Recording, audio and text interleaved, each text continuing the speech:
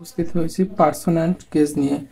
তো person and case এটার গুরুত্বটা যে কতটা বেশি গুরুত্ব এটা তোমাদেরকে আমি ভাষায় প্রকাশ করে বোঝাতে পারবো না।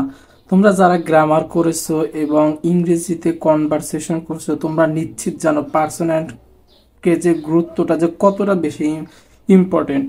তো আমরা এখন দেখবো পার্সন অ্যান্ড কেস।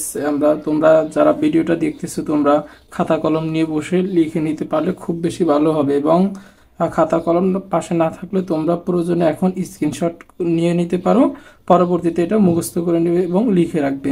তো দেখো পার্সন অ্যান্ড কেস গ্রামারের প্রত্যেকটা আইটেম করার জন্য এটা ছাড়া কোনো গ্রামারের আইটেম করা যাবে না।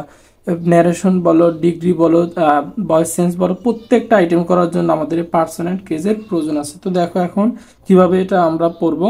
দেখো পার্সন লিখে দিচ্ছি এখানে, first person, second person, third person, subjective form, possessive form, objective form. তাহলে দেখো যদি বলা হয় পার্সন কত প্রকার, পার্সন তিন প্রকার, first person, second person, third person. First পার্সনগুলো কি কি? I, my, me, we, our, us. এই জিনিস কটা আছে? তিনটা করে ছয়টা আছে। ছয়টা হচ্ছে কি ফার্স্ট পার্সন। সেকেন্ড পার্সন কি? You, your, you, you first part, you you কিন্তু সাবজেক্টিভ ফর্ম এবং অবজেক্টিভ ফর্ম নিজেও। থার্ড পার্সন বাকি যেগুলো আছে they, their, them, he, his, him, she, her, her, it, its, it, who, whose, whom. তোমাদেরকে যদি তোমরা এভাবে মুখস্থ করবা। ফার্স্ট পার্সনগুলো কি কি? I, my, me, we, our, us. Second পার্সনগুলো কি কি? You, your, you. They third পার্সনগুলো ঠিক একইভাবে পড়ে নিবা। তো তোমাদেরকে যদি বলা হয় যে আই এর অবজেক্টিভ ফর্ম কি, তো আই এর অবজেক্টিভ ফর্ম বরাবর আমরা দেখতেছি কি? মি। উই এর অবজেক্টিভ ফর্ম কি? আস। আবার আস এর সাবজেক্টিভ ফর্ম কি? উই। উই এর পসেসিভ ফর্ম কি? আওয়ার।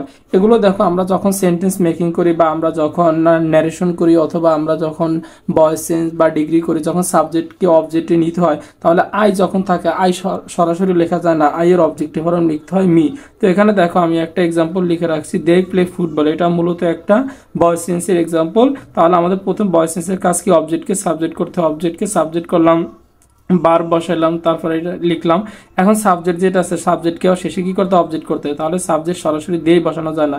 এখন দেখো দে কোথায় আছে? দে। এই যে দের যেহেতু শেষে, শেষে মানে অবজেক্টিভ ফর্ম, তাহলে অবজেক্টে দের অবজেক্টিভ ফর্ম কি? দেম। এর জন্য দেম বসানো হয়েছে। তো তোমরা যারা ভিডিওটা দেখতেছো তোমরা ভিডিওটা লাইক, কমেন্ট, শেয়ার করে তোমাদের বন্ধুদের মাঝে ছড়াই দিবে, যাতে তোমাদের বন্ধুরাও তোমাদের পাশাপাশি উপকৃত হতে পারে। তো এরপরে গ্রামারের এবং ম্যাথের কোন আইটেম নিয়ে ভিডিও করব তোমরা কমেন্টে জানিয়ে দিও।